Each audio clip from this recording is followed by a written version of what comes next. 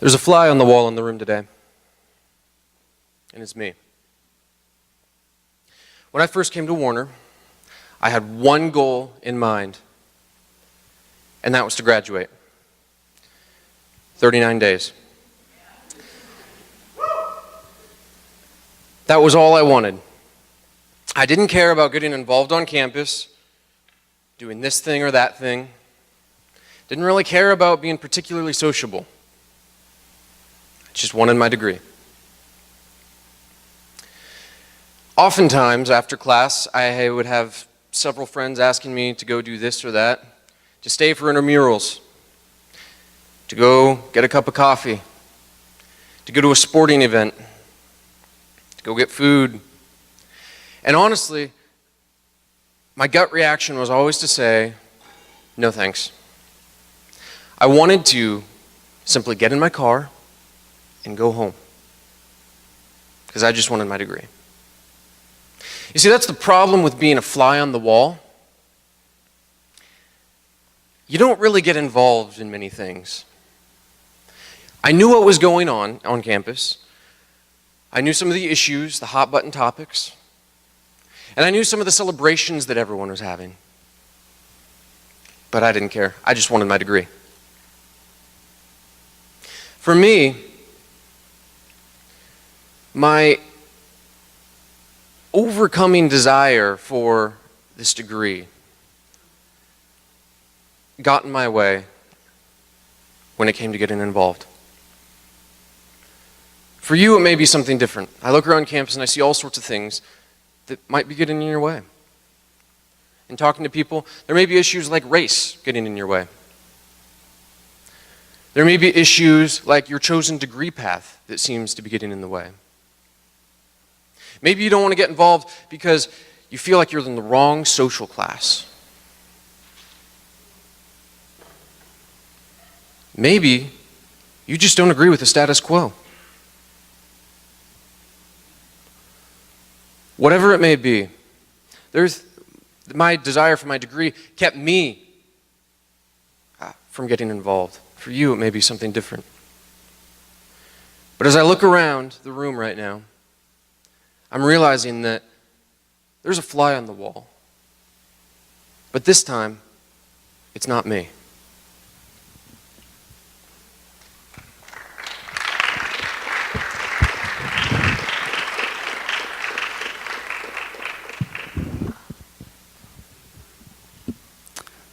I've been at Warner for about three and a half years now, and like Molly said, and Spencer said, 39 days. I can do it. And about a few years ago, there's a student that came into Warner, and this particular student I've done life with now since she's been here, and she's one of those people that has changed my life. She is one of the most loving people I've ever known. Even on the worst days, you could have going through something really terrible, and just seeing her smile will just light you up and be like, man, I wanted to be sad today. Why did I see you? And there's just always something about her that always just captivates my attention. And we had a conversation a couple weeks ago probably, and something that I never knew about her that was just like, wow, like I never knew you felt that way. Well, the student's a commuter, and those of you who do commute, you know the struggles of having to go home at the end of the night, and you can't stay here, or at least all the time can't stay here. And she expressed to me how she wishes she could do the things that we do at night here on campus, so like go to night of worships, or go to intramurals. And throughout this, I just kept hearing this, I wish I could do these things, but then there's this moment of clarity where she's like, but I understand that it's no one's fault that I can't. That simply me being a commuter means I have to go home and sleep so I can come back and do this again the next day. And so she kept seeing this fragmentation of something that wasn't anyone's fault. That it wasn't anyone's fault that was keeping her from doing this, or that it wasn't something that she necessarily could change, because if the times were changed for these events, it would affect other people. And so she came to this point where she was like, I wish I could do these things, and I do feel like, not excluded, but I feel like I can't do these things because of my own limitations, and I don't know how to get past that or what I should do about that. And we just had this conversation, and we just kind of came to the point where she's like, but I'm okay with it. Like, I'm okay with being this kind of fragmentation that I feel, but also realizing that it's no one's fault that I'm here besides my own and my own limitations, and that I will move on with it and I will still be okay.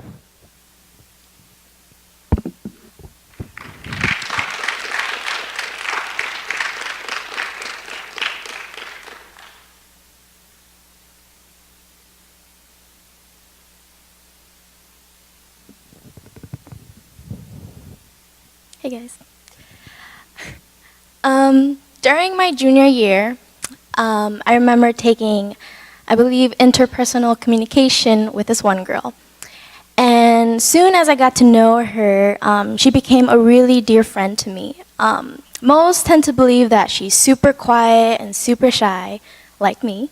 But once you really got to know her, you really got to notice that she was super funny, but also somebody who was just really down to earth. And some people wouldn't notice that because she was very quiet. Another thing about her is that she's also a commuter. She commutes from Tiger to all the way here. So she's not here on a 24/7 basis, and she's not here to participate or engage in Warner events because they're usually in the afternoon or in the night. And also because she has outside priorities that she needs to attend to. So she's not here to engage with students as much as she would like to and see if, oh, hey, like, do we have similar interests? Why don't we go grab a cup of coffee or anything like that? And it's not only hard for her, but it's very hard because she's also an introvert. And so I don't know who here is an introvert, but I'm an introvert. So it's very hard for her to be like, hey, like, what's up, to another student. So it's very hard because she's really quiet and much more reserved. But in all reality, she is somebody who has a heart of gold, but also somebody who actually has a loud personality once you really get to know her.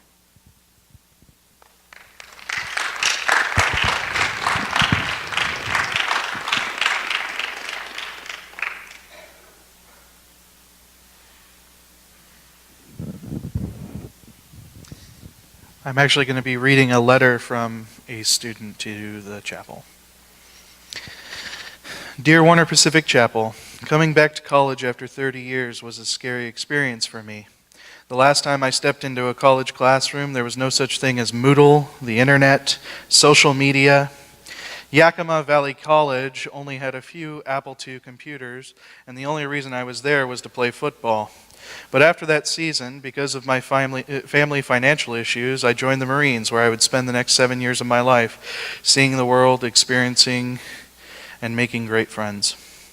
When I stepped onto the Warner Pacific campus after transferring from Clark College last year, I was extremely nervous just because I'm so much older than everyone else in almost every single one of my classes, including older than the teachers.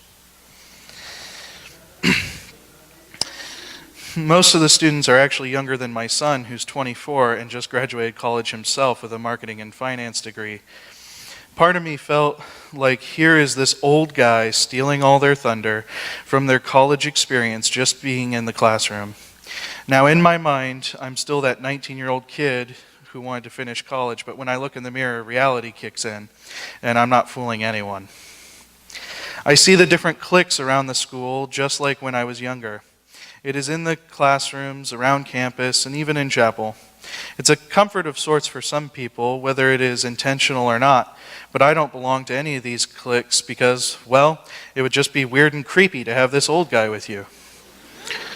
But I am a part of this community since I live here on campus. Being a part of the Warner family has been a good experience so far, even if at times it felt like I was the distant, strange cousin. Those whom I have shared classes with and have had a chance to get to know, it has been a great experience. But there is this stare or glance that follows me and asks, why are you here? Everyone here has a story, and I'm no exception. I was married for 23 years, but unfortunately we drifted apart.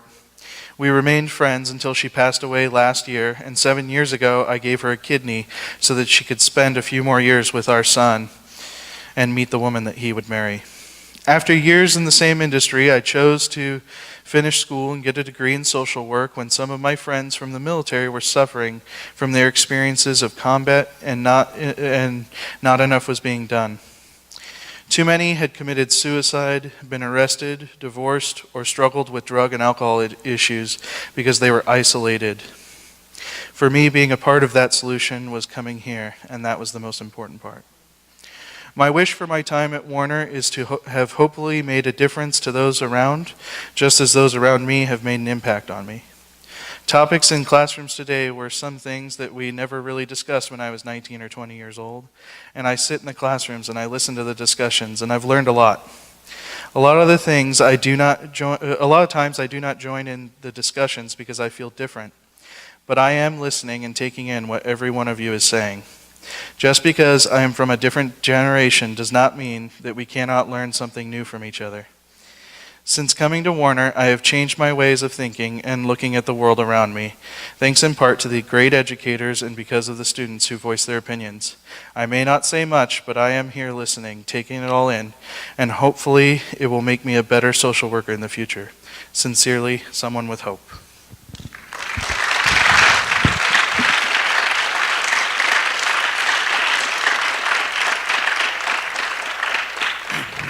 All right. First off, I want to say, Yvette, valiant effort trying to get all the introverts to say woohoo in the middle of a crowded room. I thought that was hilarious. We love you, introverts.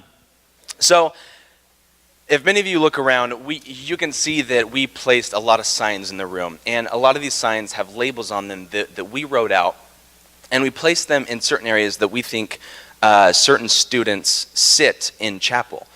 And what these signs do is they act as a metaphor to illustrate a point that we're trying to convey. And these are just a small image of what we think is going on campus as a whole. And that is that we carry labels, we carry certain identities that fragment us from many other groups of people. And in my opinion, the most painful one to look at is this one right here, the super Christian. And I don't know why, but that is straight up nails on a chalkboard for me. And along with this, I actually identify with a handful of these labels, and I'm going to speak to a few of these. So my time as a super Christian, as much as it pains me to say it, happened to me my sophomore year when me and a handful of my best friends lived in an apartment called AO. And that is the apartment that is attached to Warman Hall right there. And yeah, I think you live there right now. But we had this vision, and it was beautiful. We wanted to have an open door policy where people could come, they could be mentored, they could be friended, be bonded with. We hosted just days worth of Smash Bros competitions, and we put on meals for people, and we just really wanted to create a safe space where people of all shapes and sizes could come. However, time and time again, I would sit in that apartment with the room crowded with a bunch of people, and I would look around and I would realize that there was one group of people in my apartment day in and day out, and those people were other Christians. And while we wanted to really open up our doors so everybody could come in, we noticed that there was specifically one group coming in. And at that time, I didn't realize it. I realize it now looking back. And back in the day, I honestly didn't really care because it was my goal to fill the apartment. But looking back on it, I can see clearly that there was fragmentation between those who believe in Jesus and those who don't. And I honestly didn't really even care enough to address it. I just ignored it, and I was honestly blind to it. The next section that I kind of identify with was transitioning out of my time in AO and transitioning into my time as an athlete. And this is when I really started to hone in on my track and field skills. All my trackers out there, what's up? And so I really got into track late, my late sophomore year, early junior year, And I was actually really good at it. I was a pole vaulter. I broke the school record. I went to nationals. I actually did some like decently notable things for a private Christian school. So no, please don't. Oh gosh. But what's interesting about track and field is it is a sport in itself. However, it is made out of a bunch of little mini sports, which we call events. It's made of pole vaulters, jumpers, sprinters, hurdlers, etc. And it's really an amazing sport. However, when I was running track, I realized that the more I started to identify with my specific event, pole vaulting, and the more that I practiced and the better that I got, I noticed that my world became smaller and smaller, and the invisible walls around me became bigger and bigger between me and my other teammates. Because track in itself is vulnerable to being fragmented because jumpers go and practice by themselves, pole vaulters practice by themselves, throwers by themselves, and so what happens is we don't spend any time together, even though we're supposed to be a unified team. But there are all these invisible walls separating us within the team, and that of course carries outside of athletics into like our social lives and all that stuff. And it's just a really great illustration for what is going on in track and field as well as what's happening in the school as a whole. And so after track and field, after my athletic stage, I actually transitioned into being a student leader and to being an RA. And this is when I identify with like the miscellaneous and like the students and the chapel credits and all that. Because as a student leader, I was able to take a really close look with a much wider lens at the student body as a whole, and to really like see what the heck was actually going on. And I realized that fragmentation wasn't just happening between Christians and non-Christians and in track and field. It was actually happening everywhere. Thank you.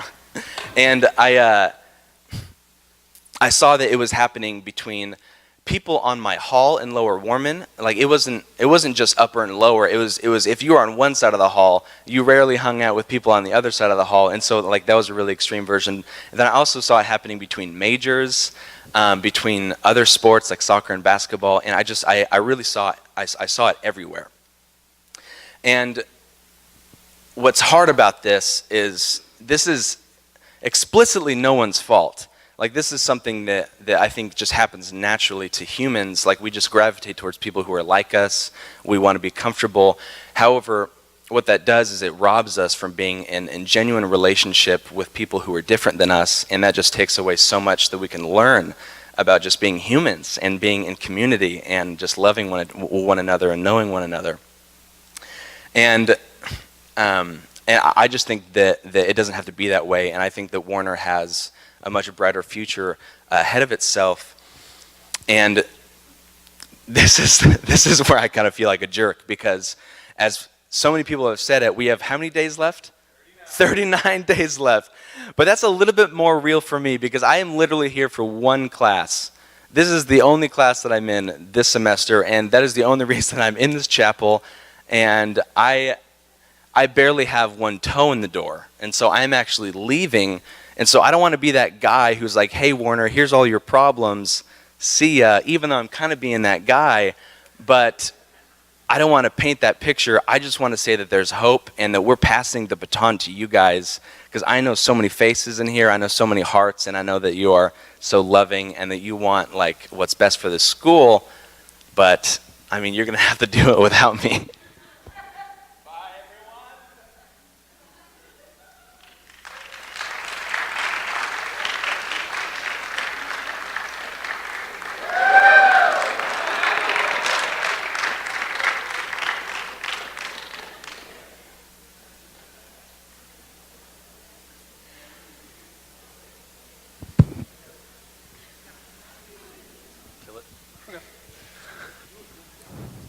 All right.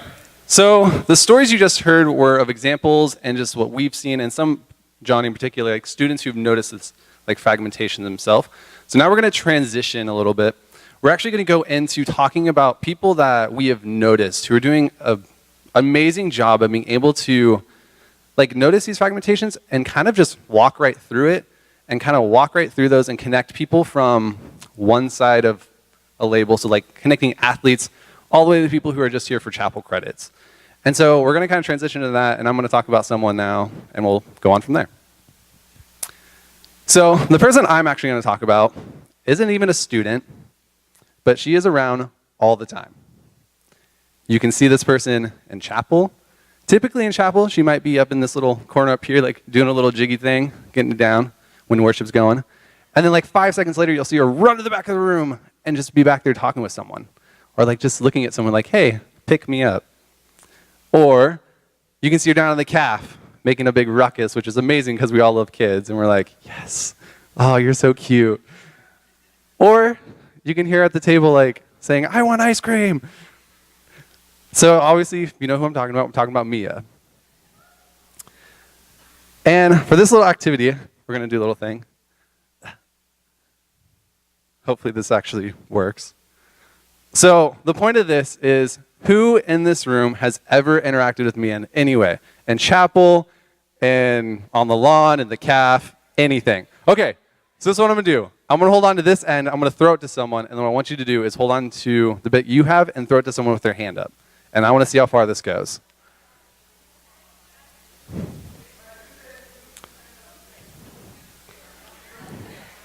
Just keep it moving. And I'll give you like, I don't know, a little bit to try and do this. Don't forget to look on the outskirts. Look on the sides. There are people on the sides. Look to your right. Just keep going back. Look to your right. See, this is the connections that Mia's been able to make. That if you're seeing this string, if you kind of, this is actually a really cool picture from up here. As you're looking, like you can see where the string is going. You can see how it goes all the way to the sides. You can see how it goes now across the room. It went back across the room.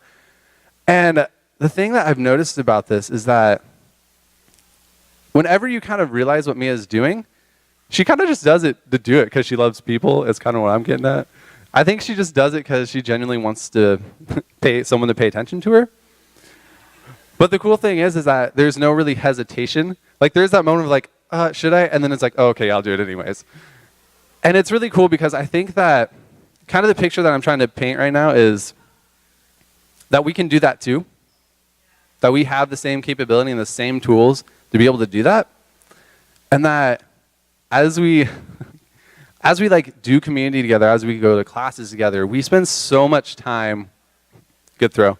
We spend so much time with the student body and so much time with the people in this chapel right now, with classes, with going to lunch together, dinner, meals. We just, in passing, that why is it so hard for us to talk? To stop and talk for 2 seconds and actually genuinely find out how someone's doing. Or to just be able to go sit next to someone. Who all in here, like when you go to class, you sit in the same seat every day in class? Well, why is that? I know that's why. But without that, because I'm the same way. But I would also argue that it might be a little bit of a comfort thing too. That we're comfortable with the people that are around us. And that I'm not going to go sit on the other side of the room because I necessarily may not know that person that well, or I'm not comfortable in this classroom with sitting next to them in that particular setting.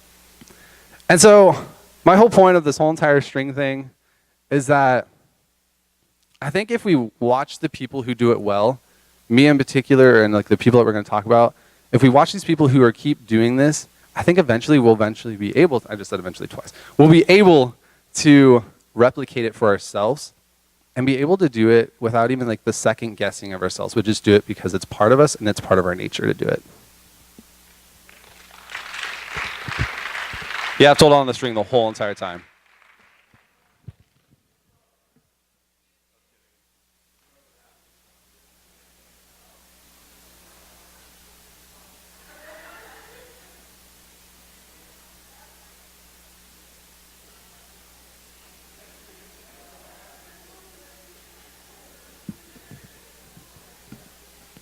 It's still going.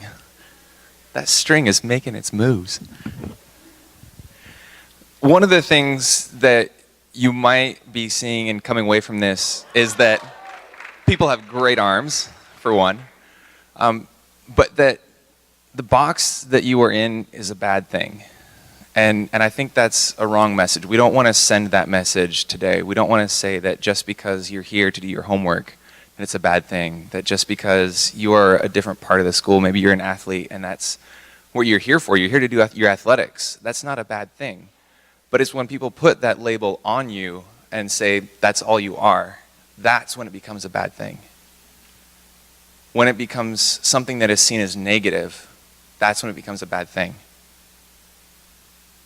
So your box is not a bad thing. You are not a bad person for having the box that you live in that makes you who you are. But that also makes it hard to step out of your box and see other boxes and go across boxes and connect boxes together. But there is someone that we noticed who does that well, who says, yes, this is your box and you are in that box, but I care about you even though you are in that box. You are more than just the box. You are a person in that box, and you are a valuable person. Your box doesn't limit you, and if your box is something that is negative, then I'm going to fight for that. And we think Oksana Maximov does this really well. Oksana, could you raise your hand real quick?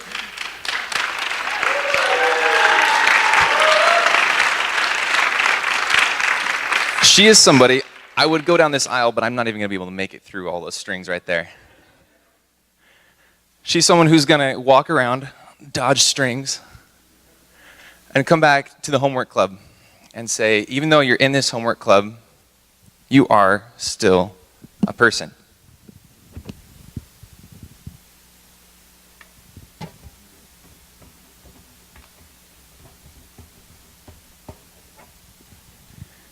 You are a person within that. I know it's really tiny, so you might not be able to see it. But it doesn't stop with just her. If we all maybe took a second and watched what Oksana does, we could do it ourselves. Would you write on the chapel credit for me? And a person?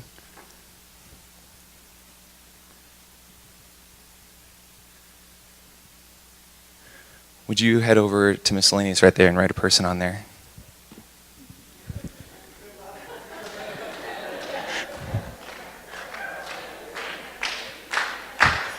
Yeah, getting through those strings. Good luck.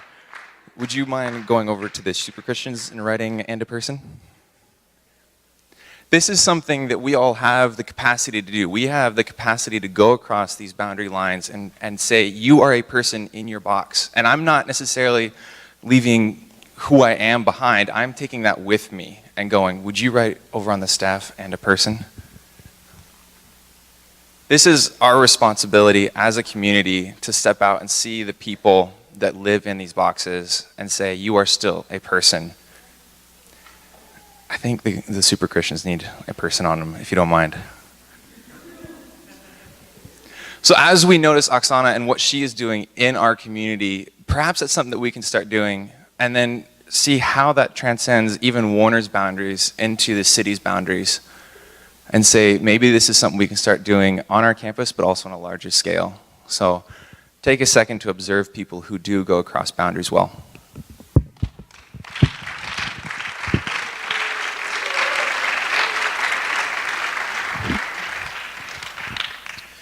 We've all been put into boxes today. Hope you've enjoyed it, because it's not necessarily a bad thing. As Mia and Oksana have shown us, there are ways that we can responsibly engage these boxes that we're in. There's one other person who I think does just a phenomenal job with this.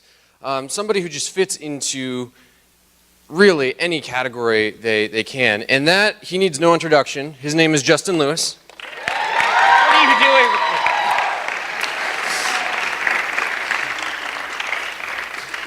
Justin told me when I set the sign down that said miscellaneous, he said, I feel like a miscellaneous.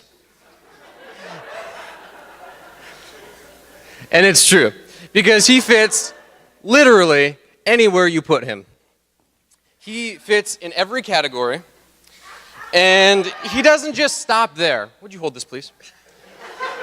He doesn't just stop there. What he does next is he begins to take people from those categories and put them in a new category, a category I would like to call Justin's team.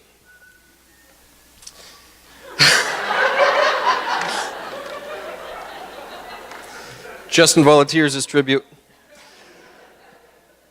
But the thing is, with so many different boxes and so many different teams that we could be in, there seem to be rules and there seem to be parameters that can't be broken. There's a hierarchy of some sort. Whoever's been here the longest, maybe they're at the top of the hierarchy.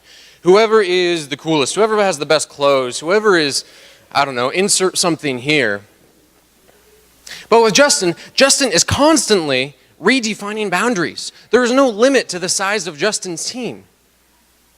In fact, I can tell you right now, just based on the way everybody clapped when I introduced Justin, you're all on Justin's team. We are all in different boxes and on different teams. But that's not necessarily a bad thing. Mia has shown us, Oksana has shown us, and Justin has shown us as well that there's a way to responsibly engage our boxes and to responsibly engage the teams that we're on. So what these three people ask you, what Mia asks, what Oksana asks, and what Justin asks you, is who is on your team?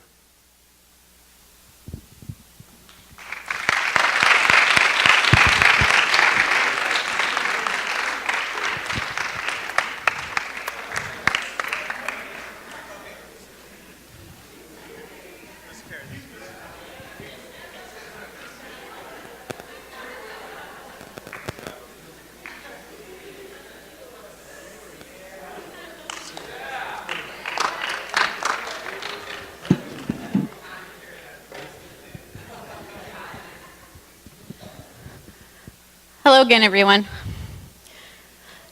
I want to say that being engaged on this campus can be really difficult. We all came on this campus for a first time for our first day of school, or maybe it was for a tour. And when we stepped onto this campus for the first time, we did so with different dreams, passions, fears, restrictions, and obligations. All of the newness can be overwhelming. And when we are feeling overwhelmed, many of us have found ourselves desperately wanting to fit in under any means possible. Sure enough, though, within the first few weeks, once a routine starts getting down, once we start going to classes, once we start getting to know the people around us, many of us find a group that makes us feel a little more at peace with all of the change and transition. These groups become our family. When we fail an assignment, these are the people who help us study for the next one. When we sprain our ankle at practice, these are the people who will get us ice. When we get a sad phone call from our hometown, these are the people who talk it through with us until the wee hours of the morning. When we are criticized for being ourselves, these are the people who empower us. When we are reminded that we are hated simply for what we look like or where we came from, these are the people who tell us we're not alone in our frustrations. These are the people who have helped us establish a home away from home. Unfortunately, sometimes, and we are all guilty of this, we get so attached to this new home and this new family that we forget what was necessary to come here in the first place. We forget that in order to have come to college, we had to step away from our other home and family. Coming to college meant breaking away from the support that we have known our whole lives and becoming open to connecting with new people, making new relationships, enjoying new experiences, and living in the fear and anxiety of it all. These new families are important, and if I could say about my own family, it is what has gotten me through these last 4 years. The relatives developed on this campus for all of us will be with us for the rest of our college experiences and most likely for the rest of our lives to some degree. And we can see the evidence of this in this very room, if you look around. There are fragments throughout this audience dividing one family from another. Consider that perhaps While you may be sitting in safety and security with people who dearly and sincerely and genuinely love you, there are others who are sitting alone and staring at the families from the outside looking in, wondering when their time will come when they won't feel as overwhelmed. And consider perhaps that while you may be sitting alone staring from the outside in at these fragments, the fact of the matter is you deserve to find your home as well and your family members. Whether you are at this school just to get a degree in 39 days, or if you are putting your whole being into the experience of Warner Pacific, you deserve to feel safe, recognized, seen, and heard. I want to challenge you to step out of your home space just one more time. This time, the home space will not be your hometown or the house you grew up in or the family who raised you from a child. You did it once from there and it was hard. I would not ask you to do it again. It was overwhelming, stressful, thrilling, scary, and adventurous. But we should do it again on a smaller scale. Look outside of your fragment. Look outside of the tribe that you have established. Open your eyes and lift your head to those who you wouldn't have seen before. Look to your left and to your right and see the people who may not be part of a family yet. Look and see who still looks emotionally overwhelmed, who looks anxious, who doesn't know what they're doing. And remember this as you begin looking. You would be amazed at just how far you can travel from home before you have to return to it.